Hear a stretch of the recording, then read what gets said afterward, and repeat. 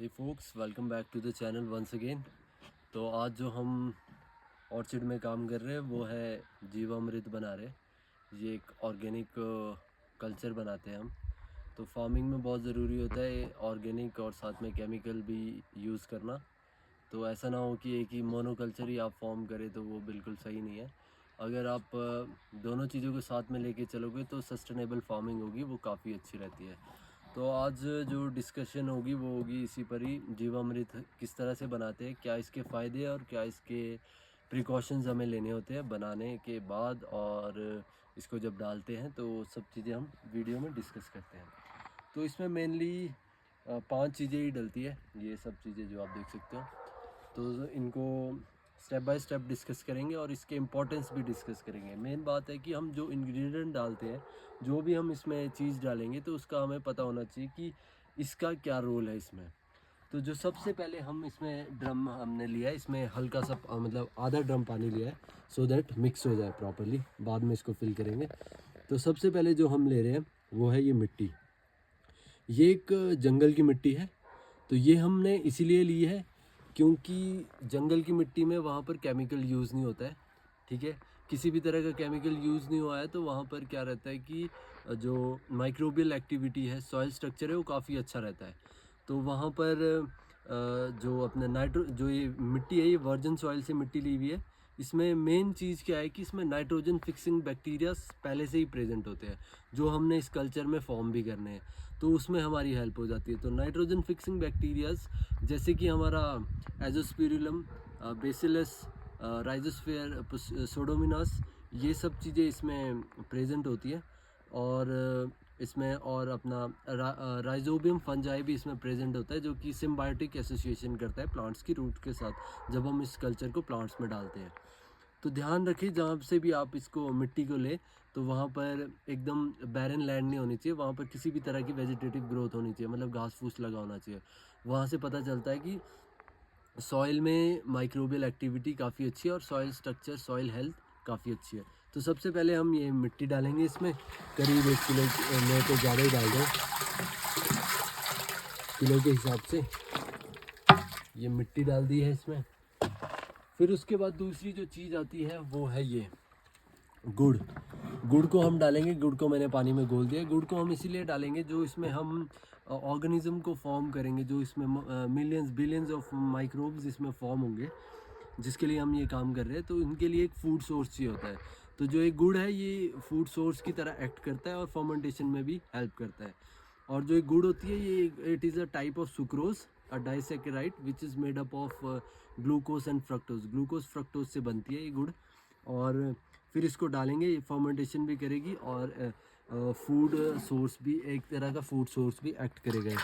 तो अब हमने इसमें गुड़ डाल दिया, करीब गुड़ लिया मैंने 2 किलो।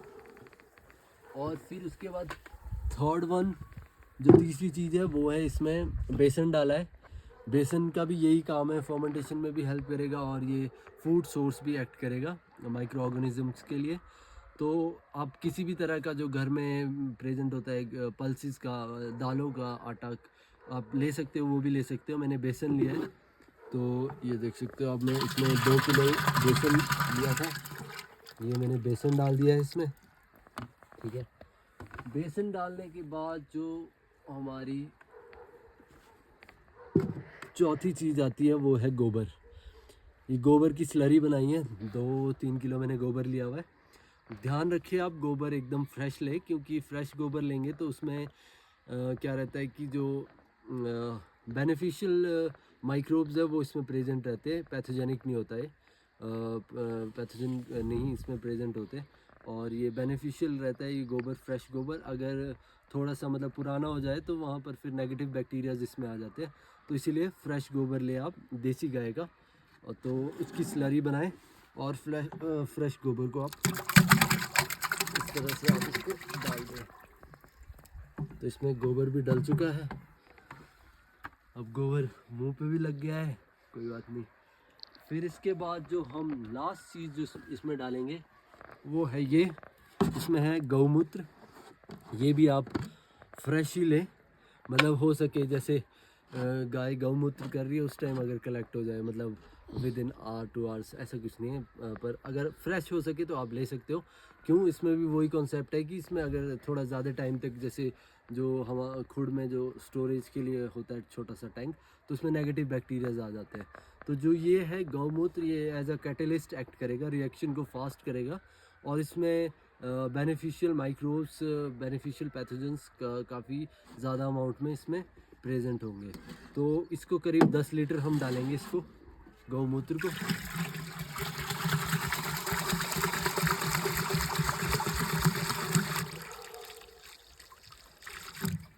10 लीटर हमने गौमूत्र डाल दिया है। तो ये सब चीज़ें इसमें हमने डाली, तो इनकी मैंने बता दिया आपको क्या क्या इनके इम्पोर्टेंस है। तो इसके बाद जो ज़रूरी चीज़ है वो है इसके जो प्रिकॉशंस जो हमें लेने होते हैं। तो जब इसको हम बना दें, इसको अभी इसको हम पानी से भरेंगे, 200 लीटर का इसको पूरा कल्चर बनाएंगे हम। तो इसमें जो माइक्रोबियल ग्रोथ होती है, तो माइक्रोबियल ग्रोथ का एक कर्व होता है, ये थोड़ा सा डीप हो जाएगा। तो जो माइक्रोबियल कर्व होता है उसमें बहुत सारे फेजेस आते हैं, lag phase, log phase, stationary phase और डेथ फेज। तो उससे हमको पूरा सब कुछ पता चल जाता है माइक्रो ऑर्गेनिज्म की एक्टिविटीज़ के बारे में। पर वो पॉसिबल नहीं है यहाँ पर। बट मैं आपको बता रहा हूँ कि ये भी इसमें की रोल इम्पॉर्टेंट प्ले करता है, अगर किसी ने बिल्कुल साइंटिफिकली इसको करना है। और जो फर्मेंटेशन होती है, इसमें फर्मेंटेशन भी यही रहता है कि जो ये ऑर्गेनिक कंपाउंड है इसको ब्रेक, मेटाबॉलिक प्रोसेस है जिसमें क्या रहता है कि ऑर्गेनिक जो इसमें हमने सबस्ट्रेट डाला है, ऑर्गेनिक जो कंपाउंड डाला है उसको ब्रेक डाउन करेगी, ठीक है। और ब्रेक डाउन करती है, तो उस तरह से इसमें फर्मेंटेशन होगी। फर्मेंटेशन भी बहुत टाइप की होती है, lactic acid fermentation, acetic acid fermentation, तो ये सारी फर्मेंटेशन के टाइप्स हैं। तो इसमें भी फर्मेंटेशन प्रोसेस होती है जिसकी वजह से सॉल्यूशन तैयार होता है। तो प्रिकॉशंस इसके क्या फॉलो करने हैं। जब ये सॉल्यूशन को आपने पूरी तरह से बना दिया 200 लीटर का, अभी इसमें पानी डालेंगे, घोलेंगे इसको अच्छे से। सबसे पहली बात ध्यान रखनी है कि इसको क्लॉकवाइज घुमाना है। क्लॉकवाइज घुमाएंगे इसको 2 मिनट सुबह, 2 मिनट शाम को, सो दैट कि जो इसमें माइक्रोबियल पॉपुलेशन है वो नीचे ही रहे। एंटी क्लॉकवाइज घुमाएंगे तो ऊपर आ जाएगी। तो इसको क्लॉकवाइज घुमाएंगे तो इसमें पॉपुलेशन नीचे ही रहेगी। और फिर उसके बाद ध्यान रखने वाली चीज़ है कि इसको जब ढकेंगे हम, इसको हाइड करना है और इसको शेडी पोर्शन में इसको बनाना है सॉल्यूशन को। जो ये हमारा कल्चर जो बनेगा, कल्चर मीडिया, इसको शेड पोर्शन में बनाना है। और इसमें ध्यान रखने वाली बात है कि जब इसको इसको कवर करना ज़रूरी है। और कवर इसको किससे करना है, प्लास्टिक के बैग से बिल्कुल भी नहीं करना। जो प्लास्टिक का कट्टा होता है उसमें क्या रहता है कि उसमें एयर एक्सचेंज की पॉसिबिलिटी बिल्कुल ज़ीरो रहती है। तो इसमें जूट बैग लेंगे हम। जूट बैग में क्या है कि उसमें टाइनी स्पोर्स होते हैं, बीच में स्पेस होता है उसमें। तो वहाँ से क्या है, एयर एक्सचेंज होगी और जो माइक्रोबियल पॉपुलेशन इसमें है तो वो डेथ नहीं करेगी, वो सर्वाइव करेगी। उनको ऑक्सीजन, जो भी एयर एक्सचेंज है उनको अच्छे से प्रोवाइड हो जाएगी। तो ये हमें ध्यान रखनी है। इसको पूरी तरह से ढकना है। अभी सर्दियों में 15 दिन के करीब, ये 15 दिन में तैयार हो जाएगा बन के। तैयार होने का इसका पता तब चलेगा, एक तो इसमें जब आप इसको सुबह 2 मिनट सुबह, 2 मिनट शाम को घुमाओगे, इसकी टॉप लेयर में बाद में ना शेक सी, झाग सी आने लग जाएगी, मतलब, और बहुत ही फॉल स्मेल आने लग जाएगी। जब बहुत ही ज़्यादा फॉल स्मेल आने लग जाएगी तो दैट मीन्स आपका जो कल्चर है वो प्रिपेयर हो चुका है। और फिर उसके बाद जो हमें ध्यान रखने वाली बात है, जब ये 15 दिन के बाद प्रिपेयर हो जाएगा कल्चर, जब हमने इसको, मेनली ये क्या होता है कि इसको हम नए प्लांटेशन में ही यूज़ करते हैं। अब जैसे आप देख सकते हो ये बड़े बड़े पेड़ है, तो इसमें करना बहुत पॉसिबल नहीं होता है, ये पॉसिबल नहीं होता है।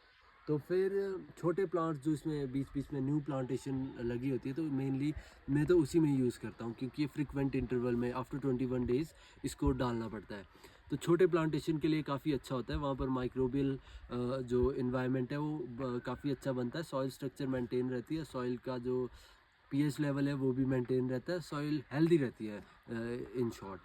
तो इसको जब हम डालते हैं तो इसमें ऐसा नहीं है कि आपने ये सॉल्यूशन बनाया, जीवामृत बनाया, तो आपका पेड़ एकदम रैपिड ग्रोथ करेगा, नहीं।